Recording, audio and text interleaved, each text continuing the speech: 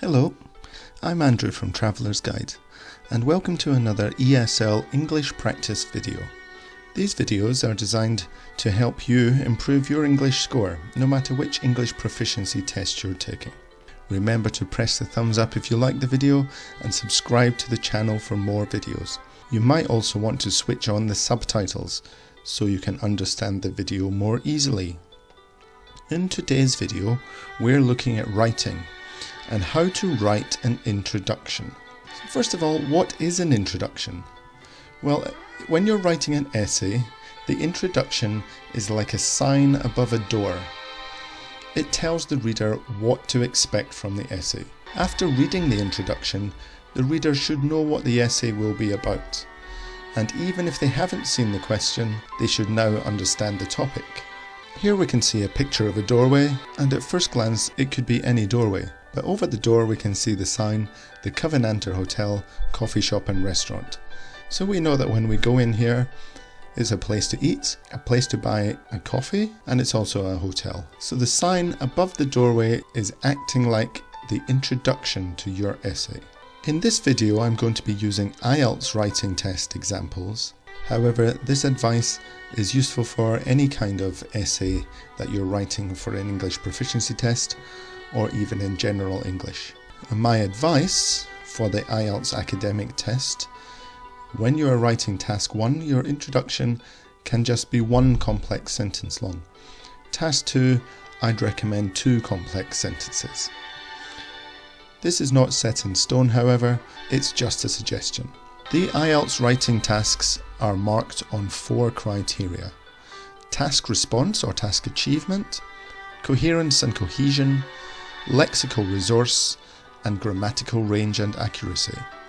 Task response or task achievement basically means, did you answer the question? So in task 1, it will ask you to summarize the information given. So did you do that? Did you write a summary? In task 1, you don't need to write your opinion. You don't need to think of reasons why. You just need to summarize the information. In task 2, you might be asked to give your opinions on a statement, or you might be asked if you agree or disagree. To get a good score in task achievement, you must answer that question clearly. If you're asked to agree or disagree, make sure that is clearly stated in your answer. Coherence and cohesion means, does it flow? Does the essay make sense from one idea to the next? And are your ideas in a logical order? So this is about the structure of the essay as well as the content. Lexical resource is another way of saying vocabulary. So use a range of words, use them correctly, and use synonyms.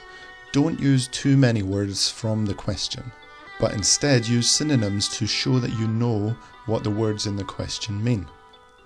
And grammatical range and accuracy is a measure of your grammar ability. Are you using the right verb tenses? Are your verbs conjugated correctly? What about your sentence structure and word order? And other tricky issues such as articles. Remember that spelling and handwriting are also important, and these can affect your lexical resource or your coherence and cohesion. So I'd really advise you to practice your handwriting. If the examiner can't read what you're writing, how can they give you a score? Now, to write introductions, I'm going to introduce my 3-step rule. These are some basic steps to follow to ensure that you can write a good introduction for your essay. We're going to use the question to make the introduction, but follow these 3 steps to make your introduction better. Step 1. Replace the vocabulary. So take the wording from the question, but change some of those words using synonyms. If this is all you do, this is still an okay way to start an essay. This is a basic way to begin. Step 2. Rearrange the sentence. Take the sentence with the new vocabulary and move it around. So take phrases and chunks, rearrange them. bearing in mind that you might have to change some of the format of the words, maybe add in some extra words so it makes sense. But this shows that you understand the question and that you can paraphrase it in your own words. And step 3, add some extra information. So we're adding a few words, maybe an idea which is not in the question itself. This can give a clearer indication of what you're going to be writing about, and it can show a deeper understanding of the question.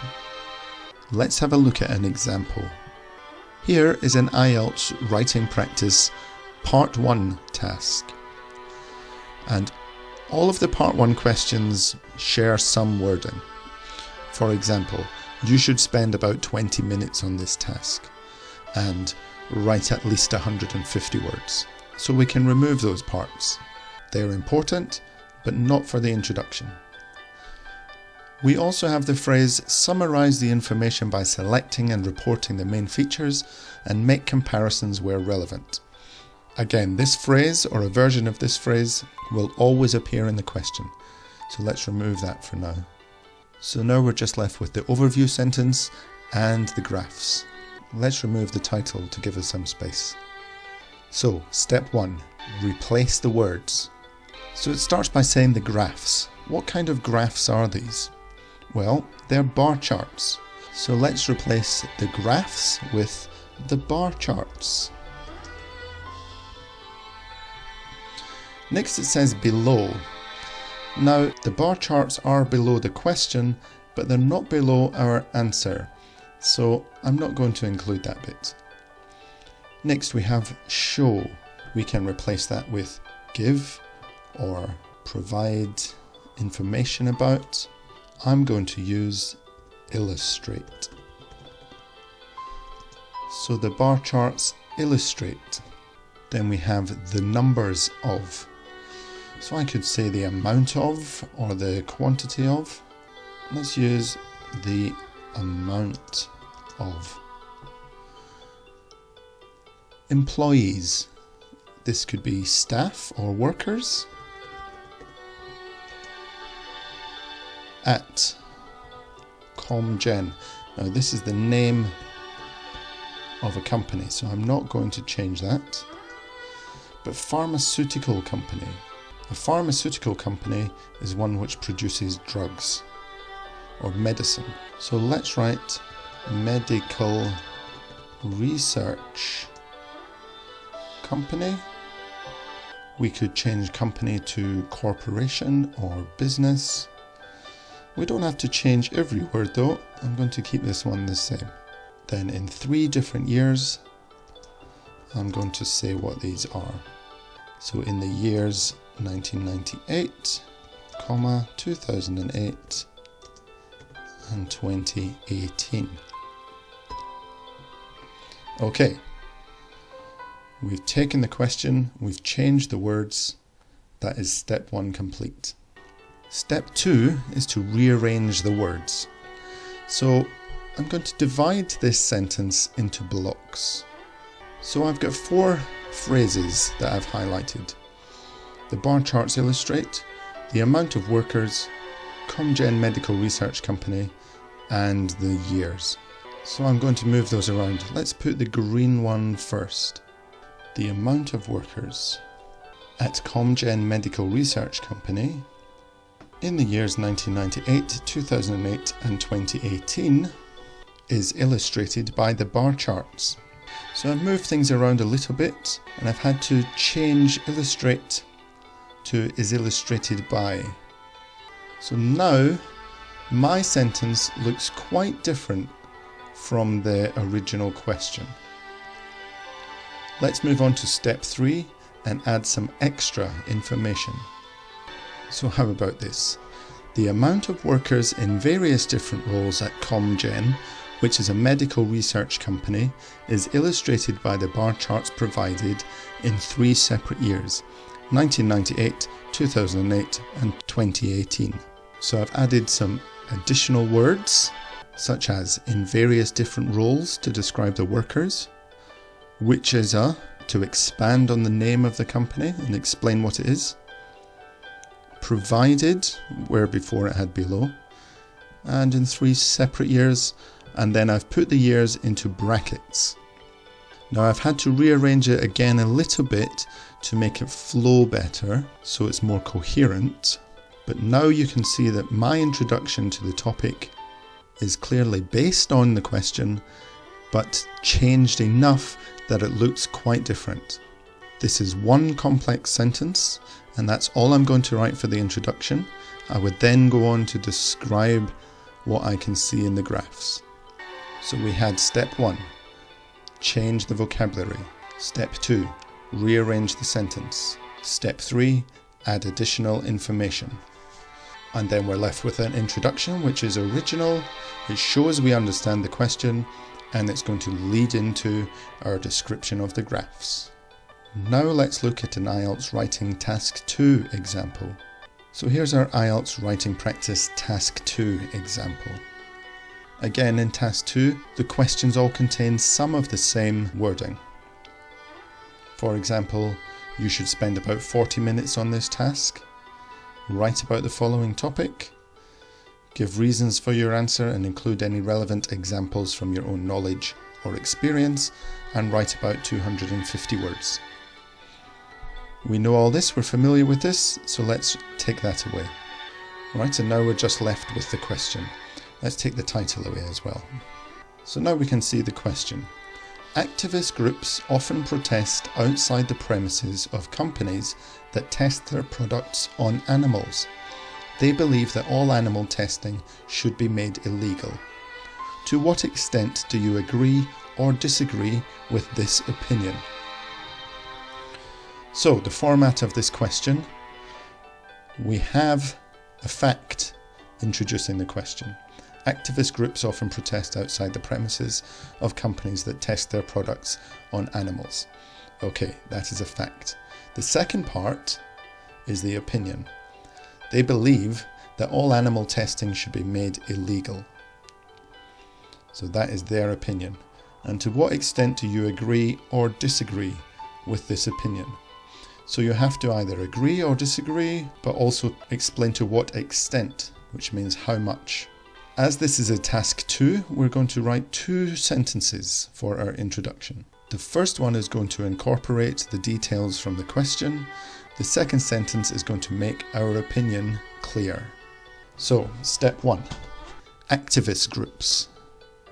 Let's change that to protesters. Often protest. Let's change that to often demonstrate. Outside the premises of companies. Near the headquarters of businesses that test their products on animals, that use animal testing. Then there is a second statement, but I'm going to link them together with a linking word. Because they feel that all animal testing should be made illegal. Testing on animals should be against the law. Okay, so this is stage 1. I've taken the question and I've changed the wording. And again, this is acceptable as an introduction, but we want to make it better. Right, here I've highlighted 5 key phrases, which I'm now going to keep but move around to make this sentence look even more different from the question. I've changed it to, protesters who feel that testing on animals should be against the law often demonstrate near the headquarters of businesses that use animal testing. So I've split up the yellow section, I've moved the pink and the red sections inside, and finished with the green and the blue sections. So hopefully you can see this is starting to look quite different from the question. Now let's move on to step 3 and add some extra information. With my additional information, the sentence now reads, animal rights protesters who strongly feel that testing on innocent animals should be strictly against the law often hold demonstrations near the offices, factories and headquarters of businesses that continue to use animal testing for their product range. So you can see I've changed protesters to animal rights protesters. A bit more specific there. I've added some words like strongly, innocent and strictly. Some emotive language to give some more feeling to the statements. Now I changed the verb demonstrate to hold demonstrations. So notice that the verb demonstrate has become a noun. Then I've expanded on headquarters to be offices, factories and headquarters. And then they continue to use animal testing. So it's an ongoing issue. And I've added in product range. And now it looks a lot different from the question. Let's remove steps 1 and 2 from here. And we do have another part of the introduction to deal with. So far we have one complex sentence. We also need to state our opinion. So in the second sentence, I'm going to answer the question, to what extent do you agree or disagree with this opinion? Now for me, personally, this is a tricky one. I don't have a strong feeling either way. In cases like cosmetics, I don't think animal testing should be allowed. But animal testing for medicine is a vital part of the process. But I do think that activist groups should have the right to protest. So overall, looking at the wording of the question, they believe that all animal testing should be made illegal. Well, I don't agree with that. So in my second sentence, I'm going to say that I disagree with this opinion. So I added, while I have some sympathy with their viewpoint, overall I'd have to say that I disagree that all animal testing should be illegal. Okay, I'm very happy with this introduction. I've used my 3-step process. I've introduced the topic so that any reader will know what I'm going to be talking about. And I've clearly stated my viewpoint at the end of the introduction. I would now go on to give my reasons for my opinion using evidence and examples. Okay, now it's practice time. We're going to look at another IELTS Writing Task 2 example. You can pause the video, write down your own answer and then compare it with mine. Here is the question. Nowadays, more and more companies prefer to accept payments by mobile devices rather than cash. Some people believe that this makes it easier to get into debt as digital currency feels less real. To what extent do you agree or disagree with this opinion? Okay, you can pause the video now, write down your answer and restart when you're ready and compare it with mine. Here comes my answer in 3, 2, 1. Debt is a serious social issue in today's modern world, which according to some commentators is caused by the fact that an increasing number of businesses tend to prefer digital payment over cash, and that consumers find it harder to envisage virtual money as true funds. Personally, I strongly agree with this viewpoint. How did yours compare with mine? Did you have some of the same ideas?